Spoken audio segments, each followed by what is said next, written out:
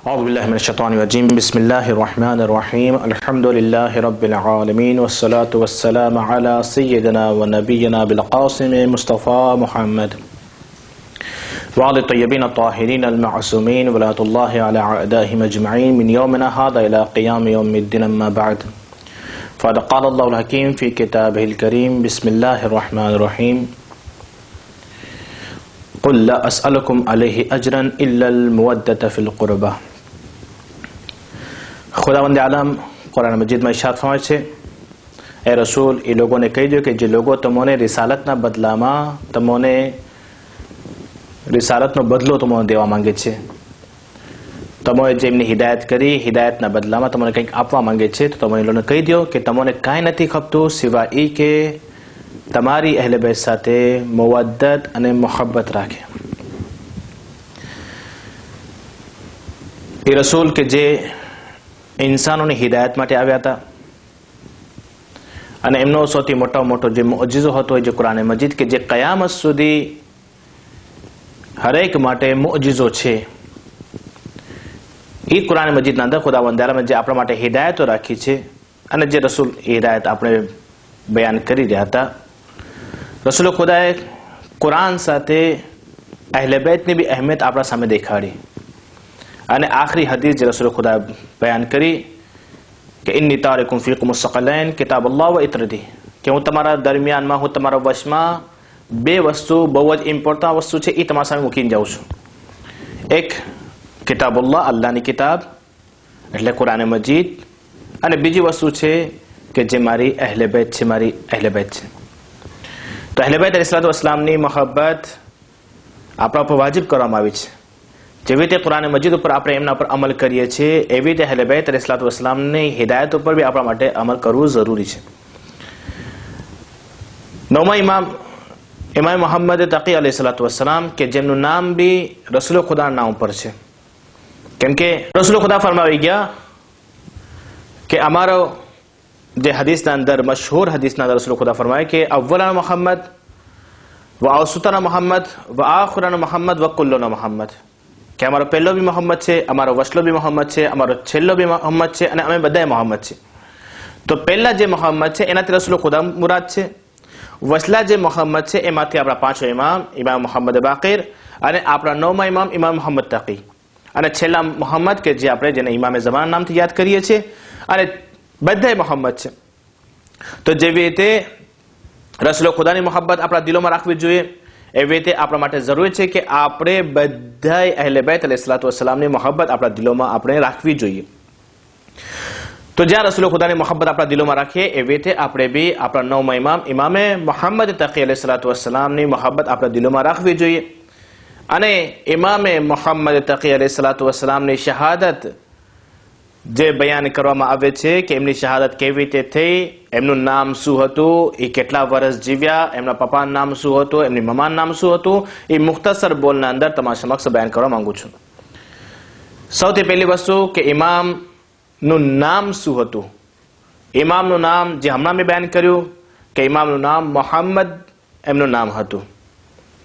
आ मोहम्मद जे नाम छे आपणे अगर जोईए कि 14 मासूम अलैहिस्सलाम ना नामो आपणे जोईए तो एना अंदर 4 नाम छे कि जे मोहम्मद ना नाम थे छे। 4 मासूम ना नाम मोहम्मद ना नाम थी शुरू थाय छे।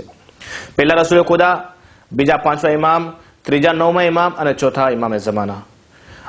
तो शुं काम अइम्मे मासूमीन अलैहिस्सलाम मोहम्मद नाम राख्या, पछी इमाम अली नो आपणे नाम जोईए कि इमाम अली नामना 4 मासूम भी आपने 14 मासूमना नामोमांथी मळे छे। पहला इमाम अली, बीजा इमाम जे अलीना नाम छे ए आपने चौथा इमाम मळे छे, त्रीजा अलीना नामथी आपने 8मा इमाम मळे छे अने चौथा अलीना नामथी आपने 10मा इमाम अलीयुन नकी आपने मळे छे। तो આપણે વિચારે કે આપણે નવા નામ ગોતતા હોય છે, પણ આ નામના અંદર આટલી બધી બરકત છે કે આપણા રસૂલ હઝરત મુહમ્મદ મુસ્તફા સલ્લલ્લાહુ અલૈહિ વસલ્લમ અને સાદિક આલે મુહમ્મદ ઇમામ જાફર સાદિક अलैहिस्सलाम આ બેઓ જણા ફરમાવે છે કે ફરમાવે છે કે જે ઘરના અંદર મોહમ્મદ નામનો અગર કોઈ છોકરો યા માણસ રહેતું હોય તો ખુદાવંદ આલમ એ ઘર ઉપર હંમેશા હંમેશા રહેમતો વરસાવતો હોય છે, એ ઘર ઉપર અઝાબ નાઝિલ નહીં કરશે. તો આપણા માટે સારામાં સારું કે આપણે બીજા નામો ગોતવા જતા હોય છે, આપણા માટે સારો છે કે આપણે અહેલે બેત અલૈહિસ્સલાતુ વસ્સલામ નામને પસંદ કરીએ અને આપણી ઔલાદોનું નામ અહેલે બેત અલૈહિસ્સલાતુ વસ્સલામના નામ ઉપર આપણે નામ રાખીએ. તો આપણે જાણવા મળે છે કે 9મા ઇમામનું નામ મુહમ્મદ હતું અને એમની કુન્યત જે છે, ઇમામની કુન્યત હતી અબુ જાફર.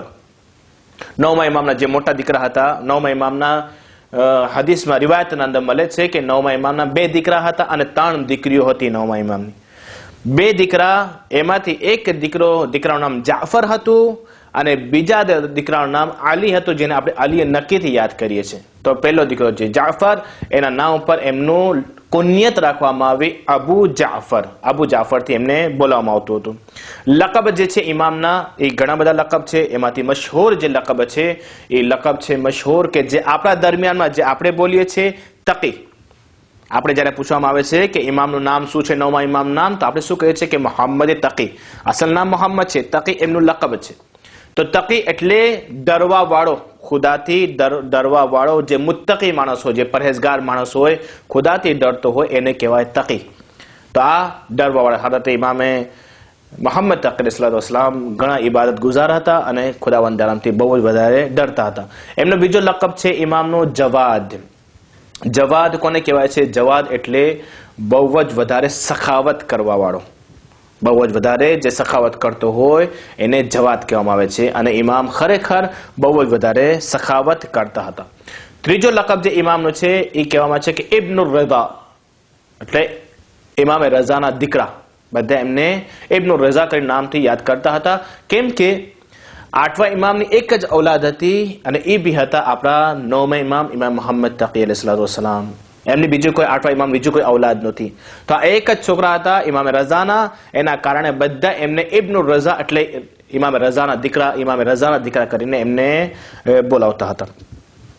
ઇમામના પપ્પાનું નામ જે આપણને ખબર છે, ઇમામના પપ્પાનું નામ 8મા ઇમામ હતા, ઇમામ પપ્પા, કે જેનું નામ આલિયા રઝા અલૈહિસ્સલાતુ વસ્સલામ હતું. ઇમામની માં કે જેમનું નામ હતું સબીકા ખાતુન યા પછી રેહાના. 2 નામ મશહૂર છે.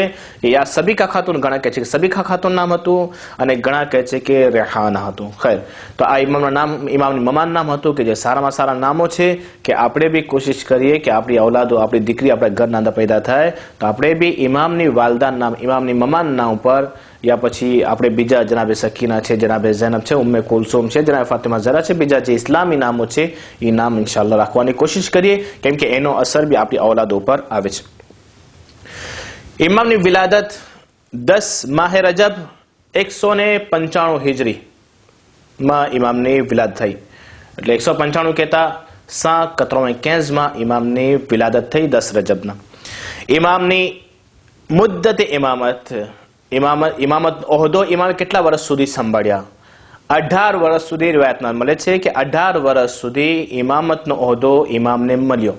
કેવી રીતે 18 વર્ષ ઇમામતનો ઓહદો ઇમામને મળ્યો? કેવી રીતે મળ્યો?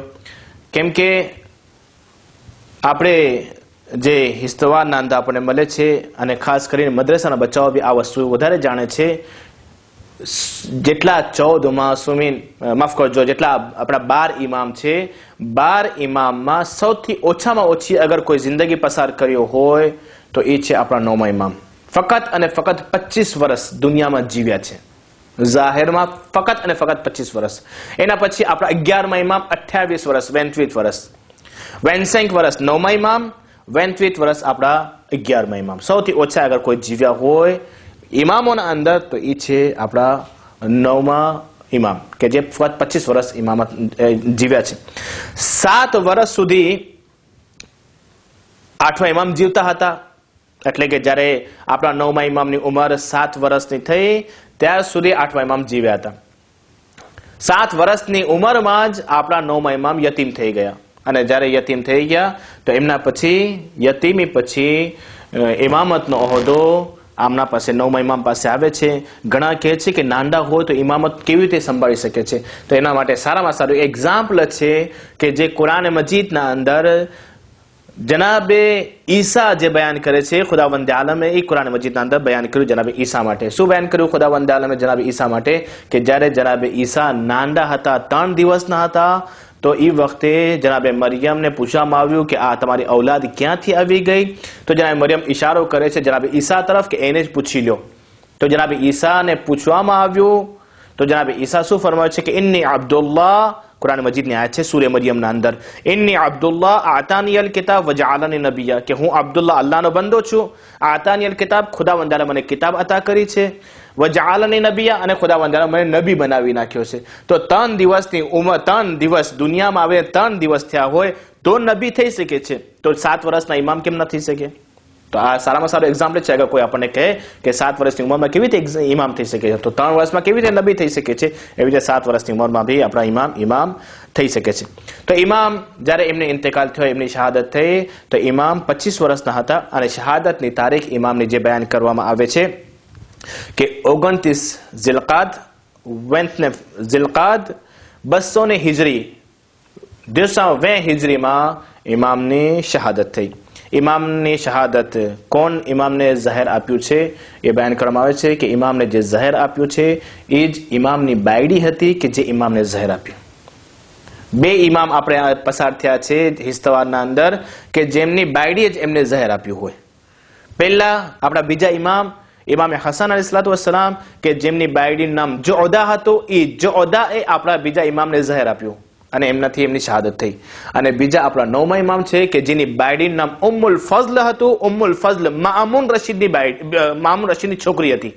મામૂન રશીદ કે જે 8મા ઇમામને શહીદ કર્યો, મામૂન, એની છોકરીનું નામ હતું ઉમ્મુલ ફઝલ. એ ઉમ્મુલ ફઝલની શાદી થઈ હતી આપણા 9મા ઇમામ સાથે અને એ જ ઉમ્મુલ ફઝલે આપણા 9મા ઇમામને ઝહેર આપ્યો અને આપણા 9મા ઇમામની શહાદત થઈ. તો અઝીઝો દોસ્તો, ઇમામની શહાદત બહુ જ ગમનાક દિવસ હોય છે આપણા માટે અને ખરેખર એ દિવસે આપણે વધારે ગમી મનાવવું જોઈએ અને દુઆ કરવી જોઈએ કે ખુદાવંદ આલમ આ દુશ્મનો જે છે અહલે બેત અલૈહિસ્સલામના, એમને ખુદાવંદ આલમ જલ્દ અઝ જલ્દ નિસ્તો નાબૂદ કરે અને દુનિયામાં હર જગ્યા પર ઇસ્લામનો પરચમ, ઇસ્લામનો દ્રાપો હર જગ્યા પર ફેલાવવામાં આવે. એક વસ્તુ તમારા સામે બયાન કરી દઉં અને ઇન્શાઅલ્લાહ તમારી જહેમત તમામ. ઇમામનો એક તાવીઝ છે, ઇમામના નામથી મશહૂર છે, જેને હિર્ઝે જવાદ કહેવામાં આવે છે. જે ઈરાનના અંદર ઘણી બધી વીંટીઓ મળે છે, અંગૂઠી વીંટીઓ, જે આવી વીંટીઓ હોય છે કે જેના અંદર આ હિર્ઝે જવાદ નાખવામાં આવે છે, જેને સ્ટારવાળી વીંટી કહેવામાં આવે છે, એતવાલવાળી વીંટી જેને કહેવામાં આવે છે, એના અંદર એ હિર્ઝે જવાદ હોય છે. હિર્ઝે જવાદ પહેરવાનો ફાયદો શું છે? હિર્ઝે જવાદ એટલે આપણા 9મા ઇમામનું તાવીઝ. આ તાવીઝ આવ્યું ક્યાંથી? આ તાવીઝ અસલમાં આવ્યું છે, આ તાવીઝ જનાબે ફાતિમા ઝહરાથી. જનાબે ફાતિમા ઝહરા આ તાવીઝ બનાવતા હતા, પોતાની ઔલાદોને દેતા હતા અને એ અહીંયા સુધી આવ્યું 9મા ઇમામ સુધી. તો શું કામ એમના 9મા ઇમામના નામથી આ મશહૂર છે? કારણ એ છે કે એક વખતે ઉમ્મુલ ફઝલ, જે ઇમામની બાયડી, 9મા ઇમામની બાયડી, જે હમણાં મેં તમારા સામે બયાન કર્યું કે જે ઝહેર આપે છે આગળ જઈને, ઉમ્મુલ ફઝલ ઇમામની બાયડીએ આવીને મામૂન રશીદ કે જે એમના બાપ હતો એમનાથી આવીને ઇમામની શિકાયત કરે છે. ઇમામના બારામાં કહે છે કે ઇમામે બીજી શાદી કરી લીધી અને મારું ખ્યાલ નથી રાખતા, દેખરેખ નથી રાખતા, નાઉઝુબિલ્લાહ ઇમામ પર તહોમત રાખવામાં આવી. ભલે ઇમામે બીજી શાદી બી કર્યા હોત પણ ઇમામ બધી બીબીઓને સરખો હક દેતા હતા, કોઈને નારાજ નહોતા કરતા, કોઈનો હક ખાતા નહોતા. ઇમામ બધાને સરખો હક ઇમામ દેતા હતા. પણ ઉમ્મુલ ફઝલના દિલમાં વધારે હસદ આવી ગયું, આવીને શિકાયત કરે છે મામૂન રશીદથી. તો મામૂન રશીદ એ વખતે રાતના શરાબ પીને બેઠો હતો, દારૂ પીને બેઠો હતો અને એ વખતે ગુસ્સામાં આવે છે, તલવાર બાળે કાઢે છે પોતે અને ઇમામના ઘર તરફ ગયો અને ઇમામને કટકા કરી નાખ્યો, મારી નાખ્યો ઇમામને, ટુકડા કરી નાખ્યો ઇમામને. તો એ મામૂન રશીદ સાથે મામૂન રશીદનો ગુલામ બી હતો અને ઉમ્મુલ ફઝલ બી હતી. ઉમ્મુલ ફઝલ બી ગઈ, ડરી ગઈ અને પાછી આવે છે ક્યાં? મામૂન રશીદ સાથે એના બાપના ઘરે પાછી આવી જાય છે. સવારના જ્યારે મામૂન રશીદનો શરાબનો નશો જ્યારે ઉતરી જાય છે તો ઉમ્મુલ ફઝલ એના બાપને કહે છે કે પપ્પા તમે ગઈકાલે શું કર્યા? શું કામ તમે ફક્ત શિકાયત કરી હતી અને તમે જેને ઇમામને કટકા કરી નાખ્યા? તો ઓલો મામૂન રશીદ કહે છે કે મેં ક્યાં કર્યું છું, મેં કંઈ નથી કર્યું આવ્યું બધું કામ. તો ગુલામ બી કહે છે કે નહીં, તમે ગઈકાલે કર્યા છો, તમે માર્યા છો ઇમામને. તો મામૂન રશીદ ગભરાઈ જાય છે. મામૂન રશીદ કહે છે પોતાના ગુલામને કે જા અને જરા જોઈને આવો કે ઇમામની હાલત શું છે. ઇમામના ઘરે કોણ કોણ આવ્યું છે ખરખરો કરવા માટે, ઇમામ કઈ હાલતમાં છે, હમણાં કઈ તકલીફમાં છે, શું છે, જજો. તો ગુલામ આવે છે ઇમામના ઘર ઉપર, દરવાજો ખટખટાવે છે. ઇમામે દરવાજો ખોલ્યો. ગુલામ પહેલા જોઈને પરેશાન થઈ ગયો કે આ માણસ ગઈકાલે હું આને કટકા થતો હું જોયો તો, આ મરી ગયો તો ગઈકાલે, માણસ હજી જીવે છે. તો ઇમામ એને અંદર બોલાવે છે કે કઈ કામ હતું? તો કે હા કામ એ હતું, પોતાનું કામ જે હતું એ બહાનો જે લઈને આવ્યો હતો એ કામ પોતાનું પતાવ્યો. પછી કહે છે કે મૌલા તમારા પાસે એક માંગણી કરું છું. એક માંગણી શું છે? ઇમામ પૂછે માંગણી શું છે? તો કે માંગણી એ છે કે તમે જે આ કુર્તો પહેર્યા છો, આ જે કપડાં તમે પહેર્યા છો એ મને દેવો. તમારા બરકતવાળા શરીરથી લાગેલું કપડું હું મારા પાસે રાખું તો મને બી બરકત આવે, મારા પાસે બરકત આવે. ઇમામ સમજતા કે આ કારણ શું છે, અને ગુલામ બી સમજતો હતો કે કારણ શું છે. ગુલામે એના પાસે કુર્તો મંગાવ્યો તો ઇમામે એના સામે જ કુર્તો કાઢીને એ ગુલામને દીધો. જ્યારે ગુલામ જોવે છે કે શરીર ઉપર તલવારના કોઈ નિશાન નથી, ગઈકાલ રાતના આને હું મામૂન રશીદના હાથથી કતલ થતા જોયો છું અને હમણાં એના શરીર ઉપર એક નિશાન મોજૂદ નથી. વ્યાધિમાં હતો. તો ઇમામ એનાથી સવાલ કરે છે, ગુલામ શું વ્યાધિ કરે છે? તું જે ગઈકાલ રાતના બનાવ જોયો હતો, ઇમામ ફરમાવે છે કે તું ગઈકાલ રાતના જે બનાવ જોયો હતો એ સાચો બનાવ હતો, પણ મારા પાસે મારી દાદી જનાબ ફાતિમા ઝહરા જે તાવીઝ બનાવ્યા છે એ તાવીઝનો ફાયદો એટલો છે કે તમો મને મળતા જોયા, પણ તો બી એ તાવીઝના ફાયદાથી હું સહી સલામત બચી ગયો. તો હજી વિચારીએ આપણે કે એ ત્યારથી હિર્ઝે જવાદના નામથી મશહૂર થઈ ગયું.